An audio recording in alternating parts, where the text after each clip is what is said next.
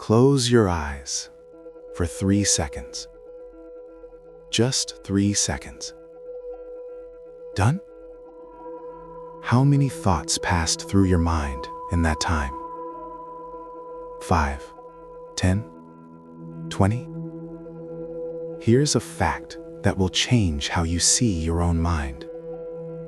The average person generates 60 to 80,000 thoughts a day. That's more than 1 thought per second. Around the clock. Even in sleep. And here's what's strange. Most of those thoughts you already had yesterday, and the day before, and a year ago. Your brain is literally stuck in a loop. But why? And most importantly, how do you get out of it in 10 minutes? Here's the paradox. You came here for silence. But your brain, right now, while you're listening to this, is actively resisting it. Not because you're weak, not because you lack willpower, but because, at a cellular level, your nervous system is programmed to produce noise. This is not a metaphor. This is neurobiology. But here's where it gets strange. Scientists at Harvard found that when you try to forcefully stop thinking, you actually make the thoughts stronger. This is called the white bear effect. Tell yourself, don't think about a white bear, and the white bear becomes your only thought. Classic suppression works against you, which means you need a different path, and neurobiology has one. Let's go deeper, into the skull. About 3 centimeters above the brainstem, there is a structure the size of a pea. This is the hypothalamus, and it is the main source of mental noise in your head. Think of it as a chemical factory running 24 hours a day, 7 days a week. It produces and controls the production of neuropeptides, tiny signaling molecules that literally determine what you feel every second of your life. Hypothalamus, neuropeptides, pituitary gland. The hypothalamus sends signals to the pituitary, a kind of control tower, and it triggers a cascade of hormonal responses throughout the body. Cortisol, adrenaline, oxytocin, dopamine, all of it is regulated from this tiny node. It decides anxiety or calm, noise or silence. Most people make the same mistake at this stage.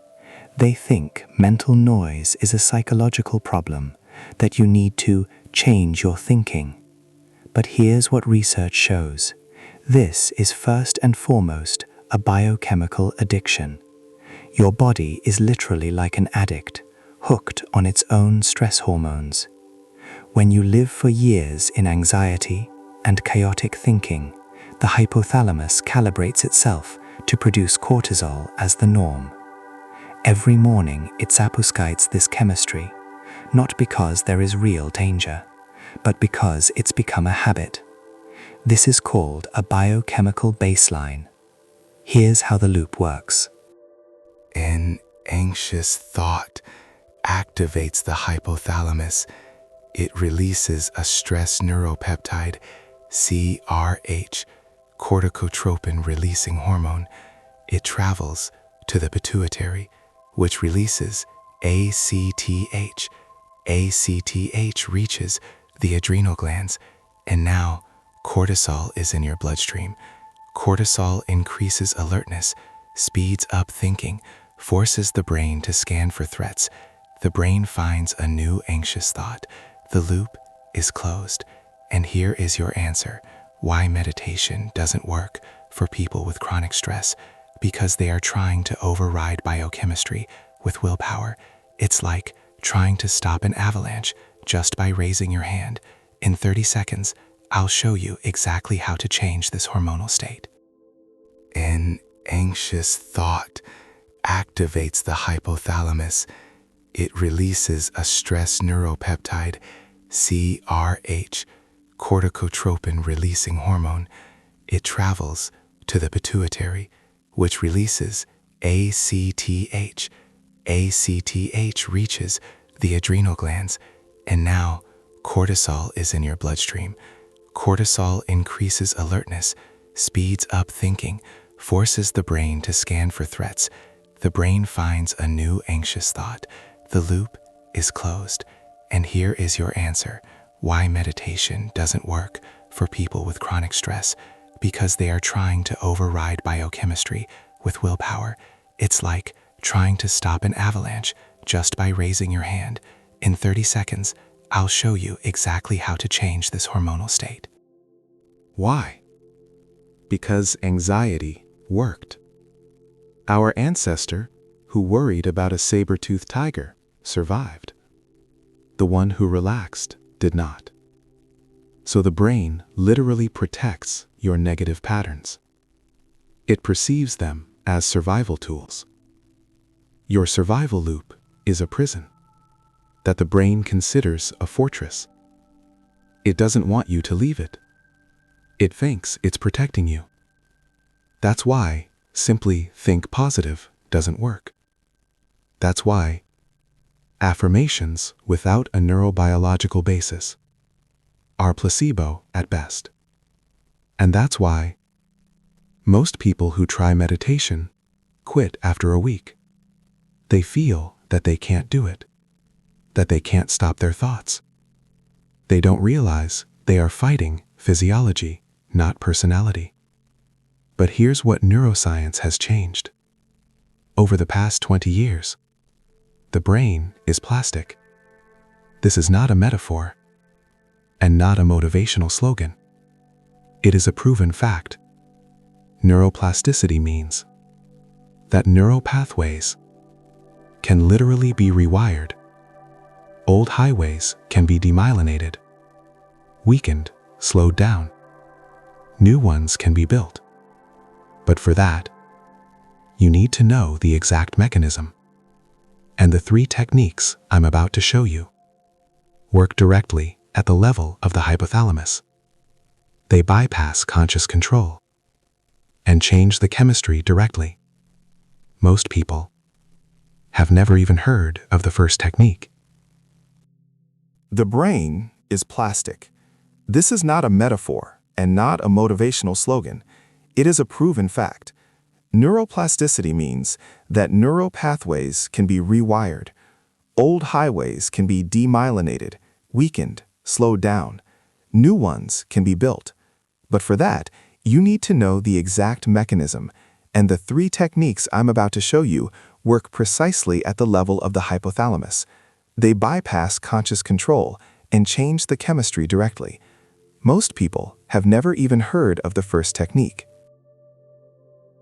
Each of them targets a different level of the neurobiology of noise. The first works with the body, the second with the brain's default mode network, the third with the hypothalamus itself. Together, they form a protocol that researchers call neural rewiring. This does not take years of therapy. With proper use, 10 minutes a day change measurable markers of anxiety in just 21 days. The first technique, the physiological sigh. The first, full. The second, short, topping it up. Then, a long, slow exhale through the mouth. This technique, developed in a lab setting, is the fastest known way to activate the parasympathetic nervous system. Why does it work?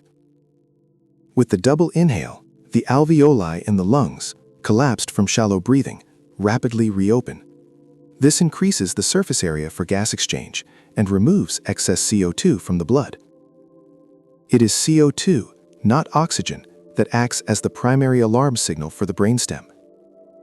remove CO2, remove the biochemical trigger of panic. The effect appears within 20 to 30 seconds. Repeat 3 times in a row. This is not relaxation. This is a chemical reset of the nervous system. But the first technique is only the unlock. This is where the real work begins. The second technique, the Open Monitoring Protocol. The Default Mode Network, or DMN, is a set of neural structures that activate when you are doing nothing. It produces up to 80% of mental noise, self-criticism, catastrophic forecasting, endless analysis of the past. Open monitoring is not classical meditation. You don't focus on anything. You sit with your eyes open and allow any stimulus to simply exist. A sound, a sensation, a thought. No dialogue, no evaluation, no labels. A passing car, just a sound. An anxious thought, just a neural signal. Studies show that within 5 minutes, DMN activity decreases by 30 to 40%. This is measurable. This is not suggestion. The key difference, you don't fight thoughts. You change your relationship to them from "I am thinking" to "a thought has appeared in awareness." This shifts activity from the self network to the observation network, and this reduces the intensity of noise. The third technique, emotional rehearsal, the most powerful of the 3. It is based on a finding. The hypothalamus does not distinguish between a real experience and a vividly imagined one. If you generate a state with enough intensity, the brain produces the corresponding neuropeptides. The algorithm. Step 1. After the breathing and 1 minute of open monitoring, your body is relaxed and the noise is reduced. Step 2. You do not visualize the future. You reproduce an emotion. Choose one specific feeling, for example, calm. Not an image, not a scene, but a bodily sensation. Warmth in the chest, heaviness in the hands, slower breathing. Step 3. Hold this state for 90 seconds. This is the duration of a biochemical emotional wave. 90 seconds of real calm signal the hypothalamus to make this state the new baseline. A critical note. Most people, at this stage, start thinking about calm instead of feeling it. This is the key mistake. Thinking about calm activates the cortex. Feeling calm activates the limbic system and the hypothalamus. The difference is fundamental. It is the difference between changing beliefs and changing biochemistry. The full protocol takes 8 to 12 minutes. Physiological sigh, about 1 minute. Open monitoring, 3 to 5 minutes. Emotional rehearsal, 3 to 5 minutes. After 21 days of practice, neuroimaging shows changes. Thickening of the insulin cortex, linked to body awareness and emotional regulation, and a reduction in amygdala volume by 4 to 8%. This is not psychology. This is structural change in the brain. And here is the final question that remains. But here's where it gets strange. This phrase is used after every scientific insight, right before an unexpected turn. It activates the dopamine anticipation loop. The brain expects continuation and stays engaged.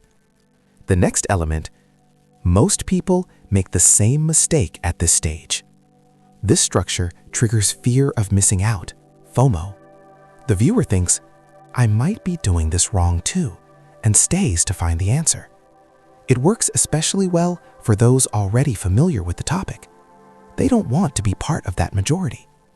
The next mechanism, in 30 seconds, I'll show you exactly how to change this hormonal state. A direct promise with a specific timer, one of the strongest retention triggers. The brain locks in on the immediate result and postpones the decision to leave. And finally, and this is only the first technique, the second works differently. It requires no effort at all. None. A classic cliffhanger. A transition that prevents exit. After receiving the first value, it creates the feeling that the most valuable part is still ahead.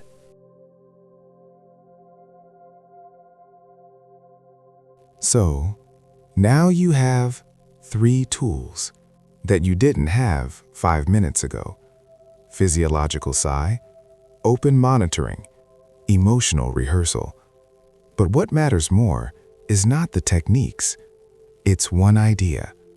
Silence in your mind is not the absence of thoughts. It is a change in your relationship to them. Thoughts will always exist. The hypothalamus will always produce neuropeptides. This process cannot be stopped. But when you stop fighting it and start working with it, the noise changes its quality. It stops being a prison and becomes information. This is a fundamental shift. Not control, but interaction. Not suppression, but recalibration. And this is where real freedom begins. Neuroscience does not promise perfect calm. It offers something else: choice. Every time you take a double inhale, you choose. Every time you observe a thought without merging with it, you choose. Every time you hold a feeling of calm for 90 seconds, you are rewiring the architecture of your brain. Literally. 1 session, 1 day, 21 days. This is a cumulative effect. This is not meditation for enlightenment. This is neurobiology for freedom. Freedom from automatic reactions. Freedom from repetitive patterns. Freedom to choose your state. If you want to go deeper, in the next video, I'll show how to integrate these 3 techniques into a morning protocol and what happens to cortisol if you practice them within the first 30 minutes after waking up. It changes your entire day. Subscribe so you don't miss it, and write in the comments which of the techniques feels the most applicable right now.